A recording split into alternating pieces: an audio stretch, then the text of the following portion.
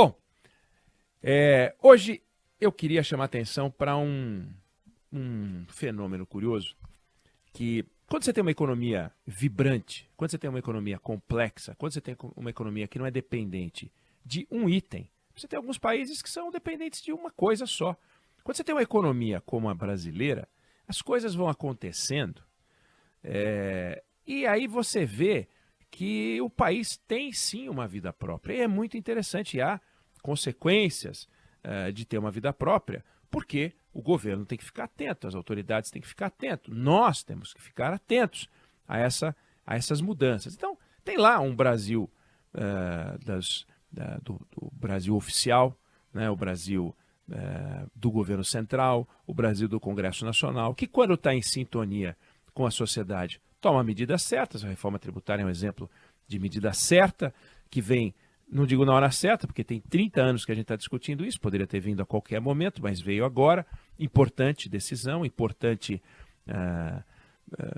texto que vai agora tramitar no Senado no segundo semestre, para o Brasil ganhar um caminho de organização tributária compatível a essa complexidade, com essa complexidade de que eu estou falando. E eu vou citar aqui exemplos pontuais para mostrar como as coisas andam, independente dos desejos, dos desígnios, das vontades, das canetas oficiais. Olha só que interessante. Você pega o que está acontecendo no turismo brasileiro, crescendo num ritmo impressionante.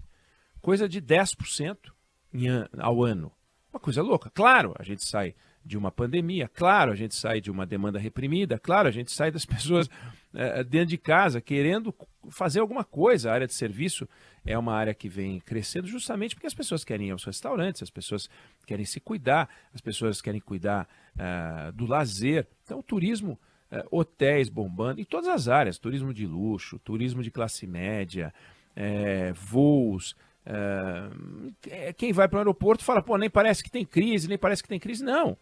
Tem que lembrar que economia não é só o dinheiro em si, é a emoção, são as vontades. A gente vive para trabalhar quase, e quando a gente tem um tempo livre, a gente quer descansar, a gente quer aproveitar, a gente quer usufruir. É teatro, é cinema, é o cinema com a pipoca, é o cinema com 2 pipocas, é passear. E as pessoas estão fazendo isso num ritmo maior do que faziam antes. Claro, tem a crise, a taxa de desemprego, os desafios, a conta que não fecha, isso tudo continua, mas você vê um movimento vibrante, né? Movimento importante, e com algumas ações e pessoas, você vendo lugares cheios, o que é uma coisa incrível, muito impressionante. Outra coisa inacreditável é o ritmo do agronegócio. É uma coisa que parece, você fala, não é possível. E de fato, uma safra impressionante, colhida numa condição climática extraordinária,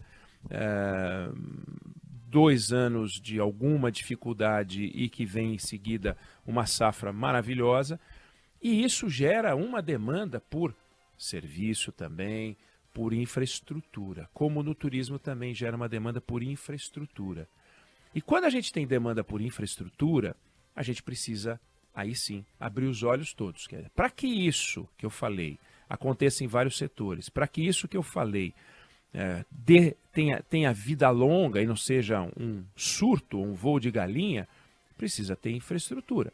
No turismo, a gente está falando em mais voos, a gente está falando em mais aeroportos melhores, com mais condições de receber as pessoas, rodoviárias, estrutura não só aeroportuária, não só rodoviária, mas as rodovias.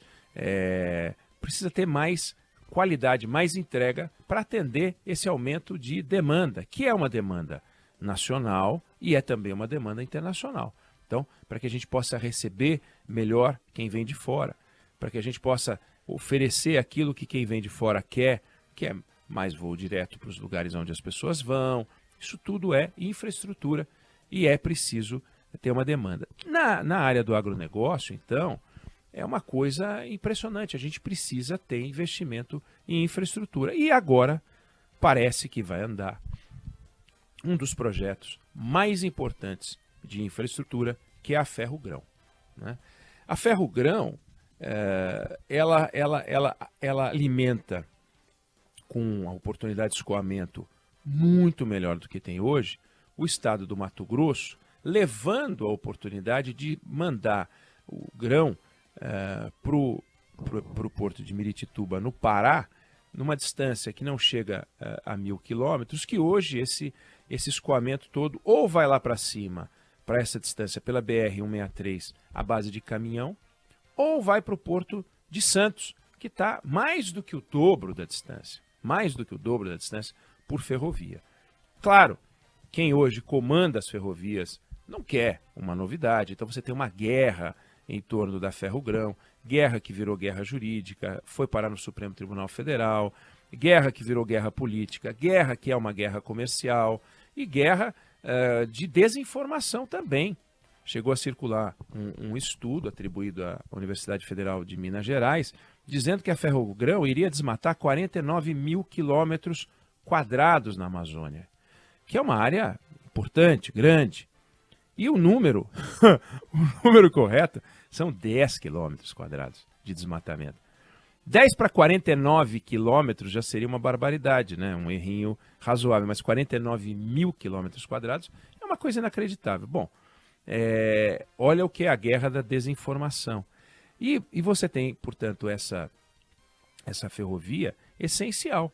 É um investimento de infraestrutura importante, uma obra de 25 bilhões de reais, uma obra que hoje é a BR-163, que é uma rodovia importante, que vai, como eu disse, em direção ao Pará, ela tem 4.000 caminhões por dia rodando ali. 4.000 caminhões por dia. É quase que um trem na forma de caminhão.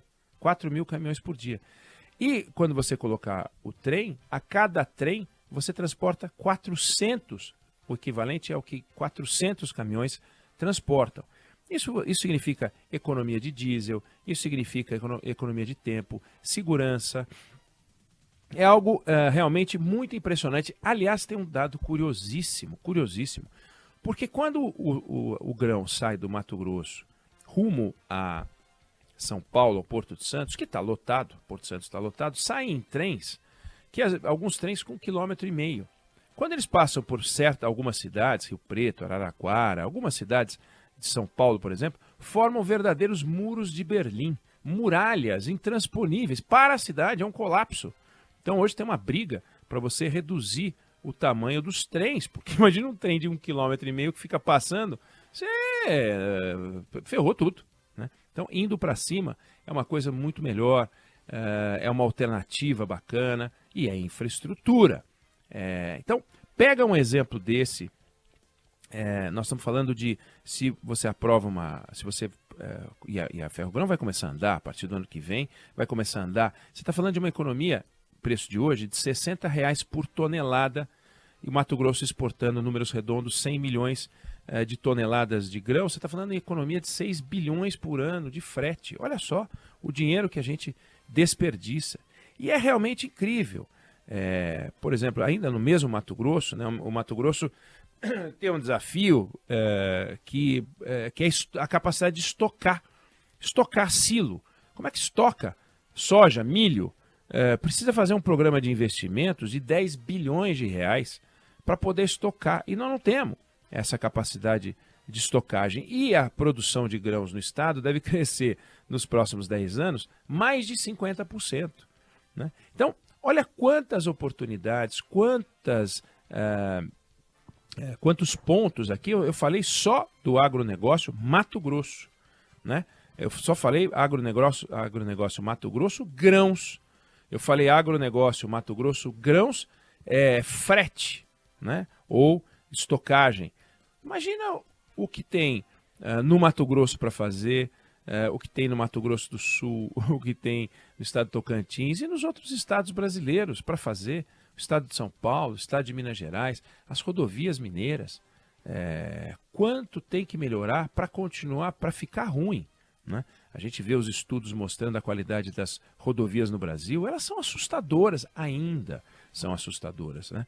Muito o que fazer, muita coisa para transformar. E a nossa capacidade de investimento hoje, muito limitada. Então, tem um Brasil demandando mudança, tem um Brasil precisando de investimento.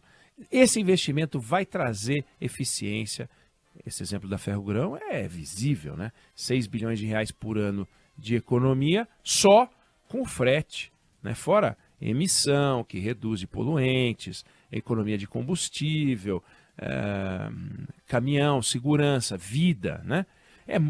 Regularidade, distância do porto ao centro consumidor dos grãos, tudo isso é uma coisa bacana. E tem outros projetos igualmente importantes no Brasil, em outras áreas, não só a rodovia, ferrovia, aeroporto, em várias áreas, energia elétrica. O Brasil vai ter que produzir muita energia elétrica. Quando a gente fala em descarbonização, a gente fala em aumento de energia elétrica.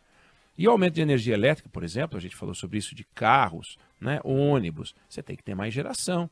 E hoje o Brasil, comparado a outros países, consome uma quantidade de energia elétrica menor do que os países mais ricos. Se a gente avançar, se aumentar a renda, e vai aumentar, e tem que aumentar a renda do brasileiro, nós vamos precisar de muito mais, nós vamos consumir mais energia elétrica. Desenvolvimento é igual a consumo de energia elétrica. Casas mais iluminadas, casas um pouco maiores, mais gente morando em casa, menos gente morando em estruturas precárias, em residências precárias. E tudo isso é aumento de energia. Ou seja, precisamos produzir mais energia. E tem que produzir mais energia. Então, para onde a gente olha, a gente tem que fazer investimento, o que é ótimo, porque isso atrai capital estrangeiro, isso melhora a renda das pessoas, e isso mostra que existe um país que precisa ser transformado, um país onde é preciso fazer investimentos. Quem vai hoje fazer uma viagem à China, por exemplo, tendo feito uma viagem à China há 10, 15 anos,